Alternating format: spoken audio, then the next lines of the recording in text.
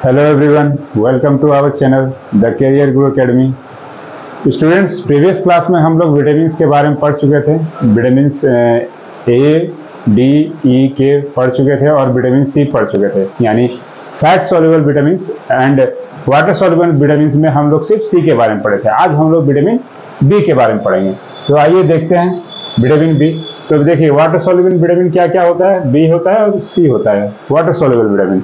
अब बी में भी देखिए बहुत सारा कॉम्प्लेक्स आता है। विटामिन बी क्या है, खुद में ये कॉम्प्लेक्स विटामिन है। ठीक है, इसलिए हम इसको नाम दिए हैं विटामिन बी कॉम्प्लेक्स।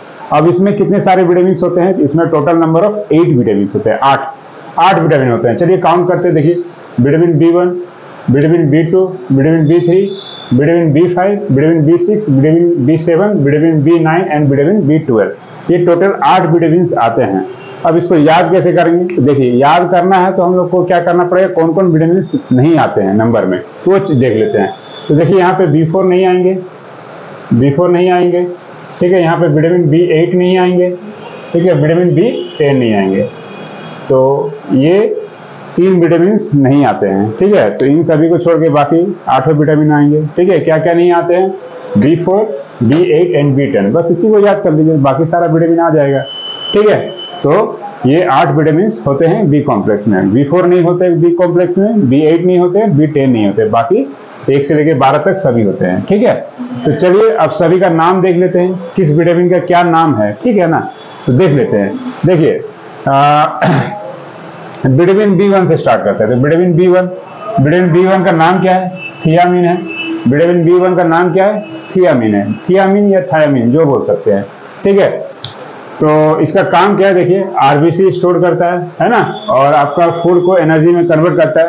मेनली आपका जो विटामिन बी कॉम्प्लेक्स है सारा ही फूड को एनर्जी में कन्वर्ट करता है, मगर और इसका क्या काम है ये हम लोग देख लेते हैं। ठीक है, देखिए, नर्वस सिस्टम को हेल्दी बनाता है और नर्वस सिस्टम को हेल्दी बनाता है। ठीक है, तो विटामिन B1 का क्या काम है? नर्वस सिस्टम को हेल्दी बनाना, और आरबीसी में ये स्टोर होता है मेनली।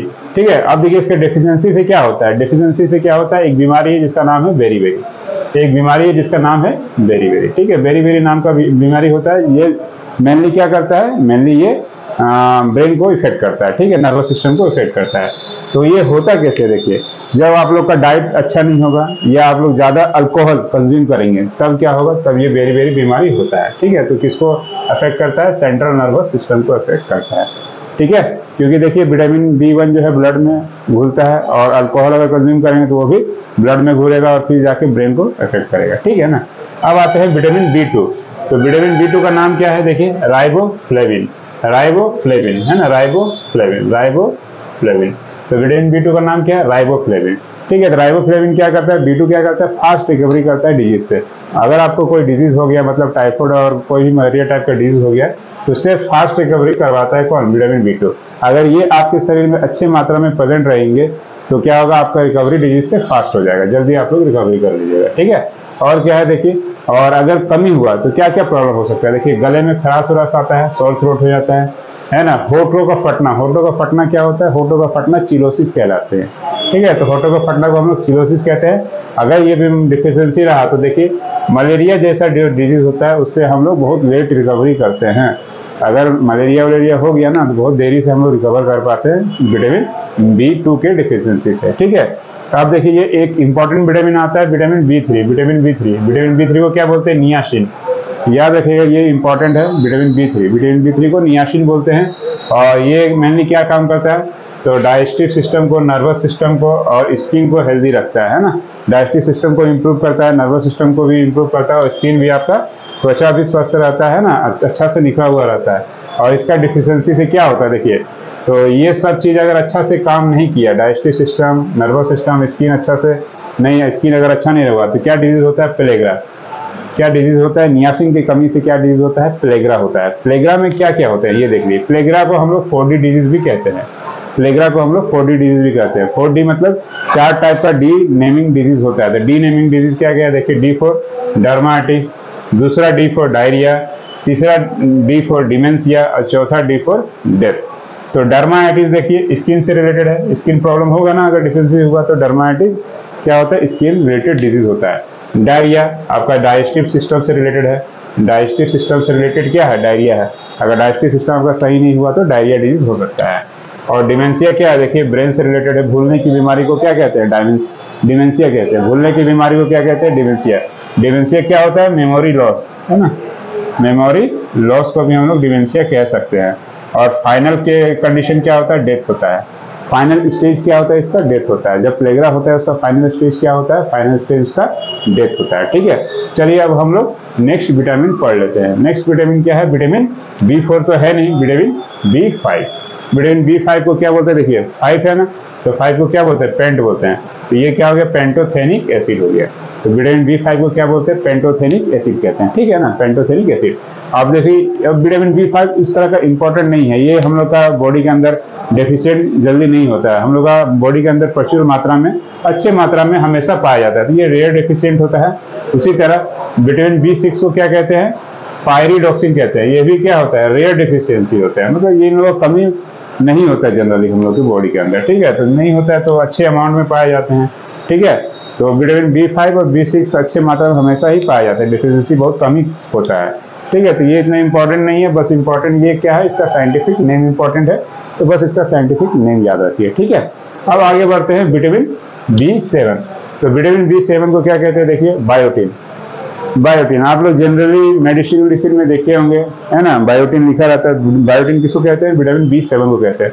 वो किसके लिए होता है, हेयर ग्रोथ के लिए अच्छा होता है। हेयर ग्रोथ के लिए क्या अच्छा होता है, विटामिन B7, है ना। और नेल ग्रोथ, जिसका हेयर कमजोर है, जिसका नील कमजोर है, नाखून कमजोर है, तो उन लोग क्या कीजिएगा, बायोटिन का सेवन कीजिएगा। बायोटिन का सेवन करने से ये इंप्रूव होता है। ठीक है ना, हेयर ग्रोथ और नेल ग्रोथ। तो जिसका डिफिशियंसी रहने से क्या होता है, बाल जल्दी झड़ेंगे, है ना, नेल जो होता है कमजोर होता है, जल्दी टूटता है। तो डेफिशिएंसी से क्या होता है, हेयर लॉस होता है। और भी क्या होता है, और रेशेस होते हैं, है ना, आसपास आईज के आसपास, नोज के आसपास, माउथ और चीक के आसपास क्या होते हैं, रेशेस होने लगते हैं, ना, दाग आ जाता है, लाल लाल टाइप का दाग आ जाता है। ठीक है, तो रेशेस हो जाते हैं। ठीक है, अब आते हैं विटामिन B9। विटामिन B9 को क्या कहते हैं, फॉलिक एसिड। विटामिन B9 को क्या कहते हैं, फॉलिक एसिड कहते हैं, फॉलिक एसिड कहते हैं। ये मेनली ब्रेन के लिए अच्छा होता है, फॉलिक एसिड ब्रेन के लिए अच्छा होता है। ठीक है, तो देखिए फॉलिक एसिड में होता क्या है, ये आयरन रिच होता है, यानी आयरन का मात्रा इसमें अच्छा होता है। ठीक है, तो क्या कर सकता है आयरन अच्छे होने से, देखिए आरबीसी आपका रेड ब्लड सेल इंप्रूव हो जाएगा, है ना, फॉर्मेशन अच्छा से होता है। और क्या होगा, एब्जॉर्प्शन ऑफ डाइजेस्टेड फूड, जो आप लोग फूड खाते हैं वो जो डाइजेस्ट होता है तो वो बहुत अच्छे तरीके से डाइजेस्ट हो सकता है। आपको भूख ज्यादा लगेगा, एपेटाइट का मतलब क्या होता है, भूख लगना, तो भूख ज्यादा लगेगा। ठीक है, और ये सभी का कमी हुआ था, आयरन की कमी से क्या एक डिजीज होता है, आयरन की कमी से डिजीज होता है जिसका नाम है एनीमिया, और माउथ में अल्सर होता है। ठीक है, तो एनीमिया और माउथ अल्सर होता है आयरन की कमी से, मतलब B9 की कमी से क्या होता है, एनीमिया होता है, अल्सर होता है। हम लोग का लास्ट विटामिन क्या है, विटामिन B12। ये भी एक इंपॉर्टेंट विटामिन है, जिसको बोलते हैं देखिए साइनोकोबालामाइन। तो कोबालामाइन से क्या समझ रहे हैं, इसमें क्या होगा, कोबाल्ट होगा। कोबालामाइन से क्या समझ रहे हैं, इसमें कोबाल्ट होगा। तो ये कोबाल्ट में रिच होता है, कोबाल्ट में रिच होता है। और कोबाल्ट में रिच होने से क्या होता है, नर्वस सिस्टम को इंप्रूव करता है। नर्वस सिस्टम को क्या करता है, ये भी इंप्रूव करता है, तो ये भी ब्रेन के लिए अच्छा है। तो विटामिन B9 और विटामिन B12 दोनों ही ब्रेन के लिए अच्छा होता है। 9 आयरन रिच होता है और 12 कोबाल्ट रिच होता है। ठीक है, अब इसके डिफिशियंसी से क्या होगा, अगर ये भी ब्रेन के लिए अच्छा है तो इसके भी डिफिशियंसी से क्या हो सकता है, एनीमिया हो सकता है। इसके भी डिफिशियंसी से एनीमिया हो सकता है। तो हम लोग को जनरली विटामिन बी कॉम्प्लेक्स में साइंटिफिक नेम पढ़ना है ना। और डिजीज में क्या पढ़ना है, जैसे कि डिजीज में हम लोग को प्लेग्रा पढ़ना है ना। प्लेग्रा इंपॉर्टेंट है, देखिए ये प्लेग्रा इंपॉर्टेंट है ना, वेरी वेरी इंपॉर्टेंट है। यहाँ से ये सब एग्जाम में पूछ दिया जाता है। ठीक है, तो जो डिजीज का नाम लिखा है वो सब पढ़ना है, और साइंटिफिक नेम तो अच्छे से याद रखना है। जैसे पूछता है कि विटामिन B3 का साइंटिफिक नेम क्या है, तो हम लोग आंसर देंगे नियासिन। ठीक है, तो आई होप कि आपको ये वीडियो पसंद आया होगा। पसंद आया तो वीडियो को लाइक कीजिए और हमारे चैनल को सब्सक्राइब कीजिए। Thank you.